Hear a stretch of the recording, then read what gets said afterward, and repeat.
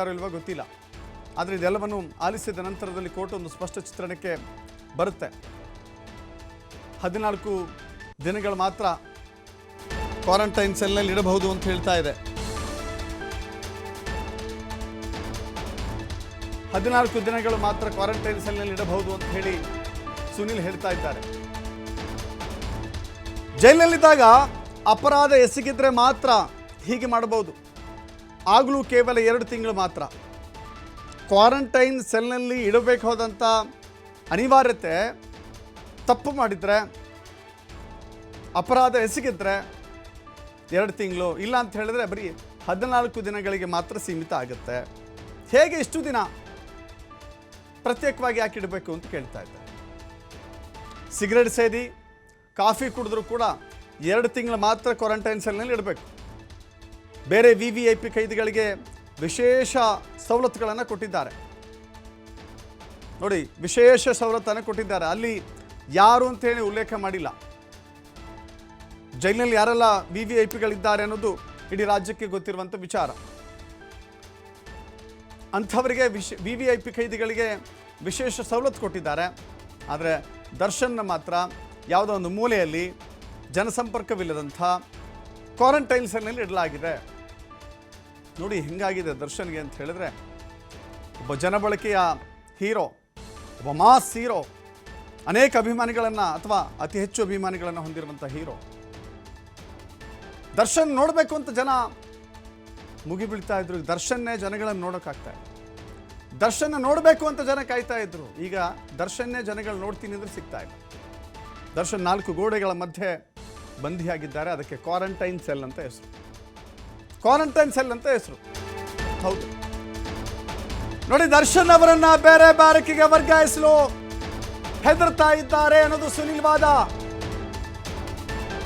ದರ್ಶನ್ ಅವರನ್ನ ಬೇರೆ ಬ್ಯಾರಕ್ಕಿಗೆ ವರ್ಗಾಯಿಸಲಿಕ್ಕೆ ಹೆದರಿಕೆ.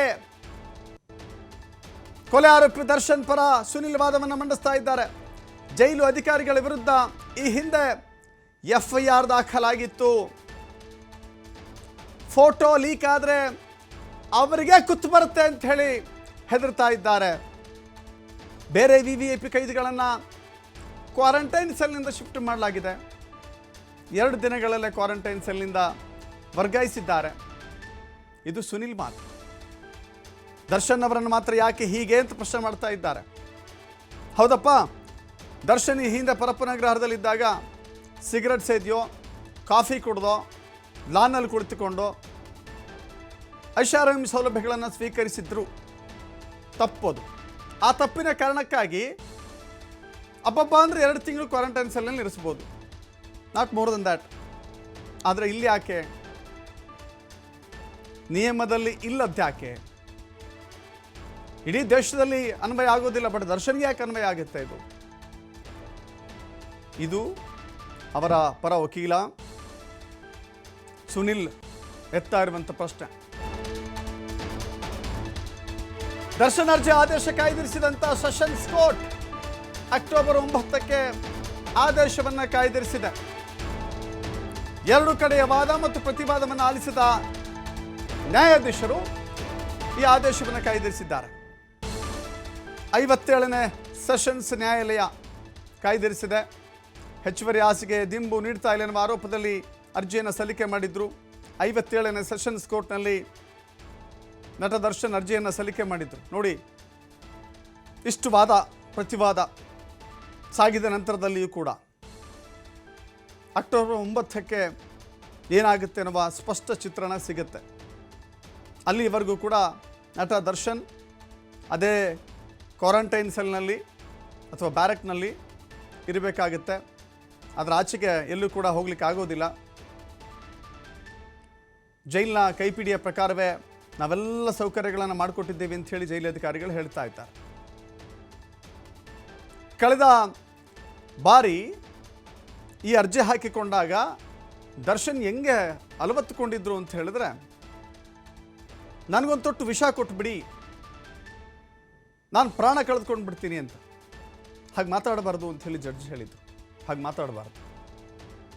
ನಿಮಗೇನು ಕಾನೂನಿನ ಸವಲತ್ತುಗಳಿದ್ದಾವೆ ಅದೆಲ್ಲವನ್ನು ಕೂಡ ಕೊಡ್ತೇವೆ ಅಂತ ಹೇಳಿದ್ರು. ಕಾನೂನಿನ ಪ್ರಕಾರ, ನಿಯಮದ ಪ್ರಕಾರ ಸಿಗುವಂಥ ಸವಲತ್ತುಗಳೇನಿದ್ದಾವೆ ಕೊಡ್ತೀವಿ ಅಂತ ಹೇಳಿದ್ರು.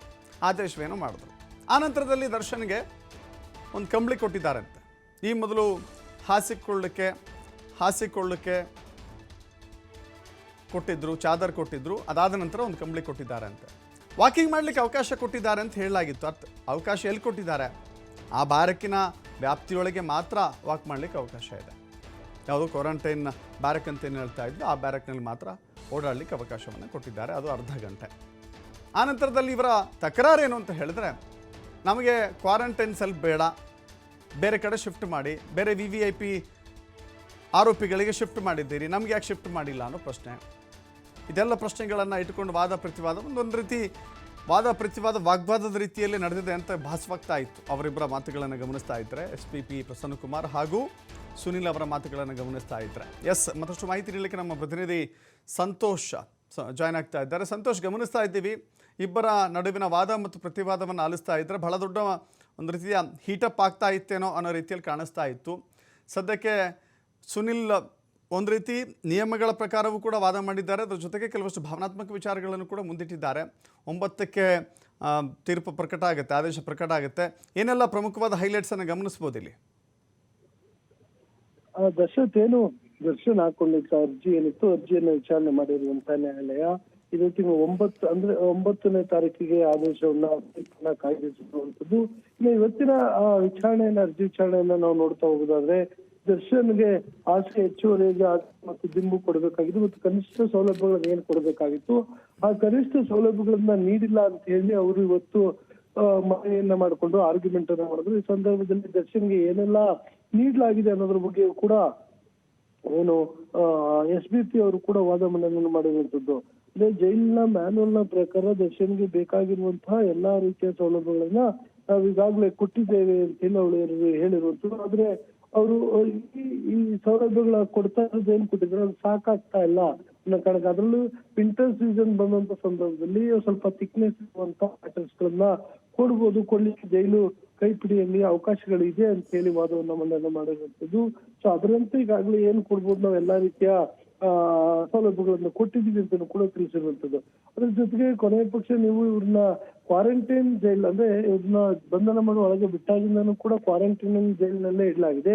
ಕ್ವಾರಂಟೈನ್ ಜೈಲಿನಿಂದ ಇವ್ರನ್ನ ಬೇರೆ ಸೆಲ್ಗಾದ್ರೂ ಕೂಡ ನೀವು ಶಿಫ್ಟ್ ಮಾಡ್ಕೊಡ್ಬೇಕು, ಬೇರೆ ಬ್ಯಾರಕ್ ಶಿಫ್ಟ್ ಮಾಡ್ಕೊಡ್ಬೇಕು ಅಂತೇಳಿ ಮನವಿಯನ್ನ ಮಾಡ್ಕೊಂಡಿದ್ದಾರೆ. ಆದ್ರೆ ಅಲ್ಲಿ SPP ಅವರು ಇದಕ್ಕೆ ಆಕ್ಷೇಪವನ್ನು ವ್ಯಕ್ತಪಡಿಸಿರುವಂತದ್ದು. ಕ್ವಾರಂಟೈನ್ ಸೆಲ್ ಅಂತ ಹೇಳುವಂತದ್ದು ಇದು ಜೈಲಿನ ಒಂದು ಭಾಗವೇ ಆಗಿರುತ್ತೆ, ಇದು ಸಪರೇಟ್ ಆಗಿರೋದಿಲ್ಲ. ಸೊ ಇಲ್ಲಿ ಕ್ವಾರಂಟೈನ್ ಅಂದ್ರೆ ಕೋವಿಡ್ ಇದ್ದ ಸಂದರ್ಭದಲ್ಲಿ ಇದ್ದಂತ ಸೆಲ್, ಇದು ಜೈಲಿನ ಒಂದು ಭಾಗ ಬಿಟ್ರೆ ಯಾವುದೇ ರೀತಿಯ ಎಕ್ಸ್ಟ್ರಾ ಏನು ಅದಕ್ಕೆ ಸೌಲಭ್ಯಗಳನ್ನು ಕೊಡಲಾಗುವುದಿಲ್ಲ. ಜೈಲಿನ ಒಂದು ಭಾಗವೇ ಕ್ವಾರಂಟೈನ್ ಸೆಲ್, ಹೀಗಾಗಿ ಅಲ್ಲೇ ಇವ್ರನ್ನ ಇಡಿಸಲಾಗಿದೆ. ಅದ್ರ ಜೊತೆಗೆ ಯಾವ ಸೆಲ್ ನಲ್ಲಿ ಇಡಬೇಕು, ಇಂಥದ್ದೇ ಸೆಲ್ಗೆ ನನ್ನ ಕಳಿಸ್ಬೇಕು, ಇಂಥದ್ದೇ ಬ್ಯಾರಕ್ ನಲ್ಲಿ ನನ್ನ ಇಡಬೇಕು ಅಂತೇಳಿ ಯಾವುದೇ ಒಬ್ಬ ವಿಚಾರಣೆಯ ಕೈದಿಗೆ ಮನವಿಯನ್ನ ಮಾಡಿಕೊಳ್ಳಿಕ್ಕೆ ಅವಕಾಶಗಳು ಇಲ್ಲ ಅಂತ ಹೇಳಿರುವಂತದ್ದು. ಅದ್ರ ಜೊತೆಗೆ ಈಗಾಗಲೇ ಅವ್ರಿಗೆ ವಾಕಿಂಗ್ ಮಾಡ್ಲಿಕ್ಕೆ ಅವಕಾಶಗಳನ್ನು ಕೊಟ್ಟಿಲ್ಲ ಅಂತ ಹೇಳಲಾಗ್ತಿತ್ತು. ಬೆಳಗ್ಗೆ 1 ಗಂಟೆ ಮತ್ತು ಸಂಜೆ 1 ಗಂಟೆ ಅವರಿಗೆ ಜೈಲಿನಲ್ಲಿ ವಾಕಿಂಗ್ ಮಾಡ್ಲಿಕ್ಕೆ ಕೂಡ ಅವಕಾಶವನ್ನು ಮಾಡಿಕೊಡ್ಲಾಗಿದೆ ಅಂತ. ಇದೇ ವೇಳೆಯಲ್ಲಿ ಏನು ಜೈಲಿನಲ್ಲಿ ದರ್ಶನ್ಗೆ ಕೇಳುವಂತಂದ್ರೆ ಊಟದ ವಿಚಾರವಾಗಿ ಬಂದಂತ ಸಂದರ್ಭದಲ್ಲಿ ಈರುಳ್ಳಿ ಇರ್ಬೋದು, ಟೊಮೆಟೊಗಳು ಇರ್ಬೋದು, ಇದಕ್ಕೂ ಕೂಡ ಚಾರ್ಜ್ ಗಳನ್ನ ಮಾಡ್ತೀವಿ ಅಂತೇಳಿ ಅವರ ಪರ ವಕೀಲರು ವಾದವನ್ನ ಮಾಡಿದ್ರೆ, ಈ ಸಂದರ್ಭದಲ್ಲಿ ನ್ಯಾಯಾಧೀಶರು ಕೂಡ ಕೋರ್ಟ್ ಗರಂ ಆಗಿರುವಂತದ್ದು. ನೀವು ಏನು ಕೇಳಬೇಕು ಅನ್ಕೊಂಡಿದಿರೋ ನ್ಯಾಯಾಲಯಕ್ಕೆ ಅದನ್ನ ಕೇಳಿ, ಅದನ್ನ ಬಿಟ್ಟು ಬೇರೆಲ್ಲ ವಾದವನ್ನ ಮಾಡಬಾರ್ದು ಅಂತ ಒಂದು ವಾರ್ನಿಂಗ್ ಅನ್ನು ಕೂಡ ನೀಡಿರುವಂತದ್ದು. ಇದರ ಬೆನ್ನಲ್ಲೇ ಇದೀಗ ಅವರು ಅಂದ್ರೆ ಬೇರೆ ಇತರೆ VIPಗಳಿಗೆ ಇದೇ ರೀತಿಯಾಗಿ ನೋಡ್ಕೊಳ್ಳಲಾಗಿದ್ಯಾ, ಕೇವಲ ದರ್ಶನ್ಗೆ ಮಾತ್ರ ಯಾಕೆ ಇಷ್ಟು ಕಟ್ಟುನಿಟ್ಟಾಗಿ ನೋಡ್ಕೊಳ್ಳಾಗ್ತದೆ, ಯಾವುದೇ ಕ್ವಾರಂಟೈನ್ ಬ್ಯಾರಕ್ ಅಂದ್ರೆ 14 ದಿನ ಇಲ್ಲ 45 ದಿನದ ಬಳಿಕ ಅವ್ರನ್ನ ಬೇರೆ ಕಡೆಗೆ ಶಿಫ್ಟ್ ಮಾಡ್ಬೇಕು. ಆದ್ರೆ ಯಾವ್ದನ್ನು ಮಾಡ್ತಿಲ್ಲ. ಹಿಂದೆ ಇದ್ದಂತಹ VIPಗಳಿರ್ಬೋದು, ನಟೋರಿಯಸ್ ರೌಡಿ ಶೀಟರ್ಗಳಿರ್ಬೋದು, ಬೇರೆ ಬೇರೆ ಯಾರು ಇರ್ತಾರೆ, ಇಲ್ಲ ಉಗ್ರರಿರ್ಬೋದು, ಟೆರರಿಸ್ಟ್ ಅಂತ ಏನ್ ಹೇಳ್ತೀವಿ ಅವ್ರಿಗಿರ್ಬೋದು, ನೀವೇನಾದ್ರೂ ಇಂತಹ ಸೌಲಭ್ಯಗಳನ್ನು ಎಷ್ಟು ಕಟ್ಟುನಿಟ್ಟಾಗಿ ನೋಡ್ಕೊಂಡಿದ್ದಾರ ಅಂತ ಹೇಳಿ ಹಲವು ಅಂಶಗಳನ್ನು ಕೂಡ ಇಟ್ಟು ಉಲ್ಲೇಖವನ್ನು ಮಾಡಿ ವಾದವನ್ನು ಮಾಡಿದ್ರು. ಆದ್ರೆ ಜೈಲು ಕೈಪಿಡಿಯಲ್ಲಿ ಏನೆಲ್ಲ ಅವಕಾಶಗಳಿದೆ ಅವೆಲ್ಲವನ್ನೂ ಈಗಾಗಲೇ ನಾವು ಕೊಟ್ಟಿದ್ದೇವೆ ಅಂತ ಜೈಲಿನ ಸೂಪರಿಂಟೆಂಡೆಂಟ್ ಅವರು ಕೂಡ ಮಾಹಿತಿ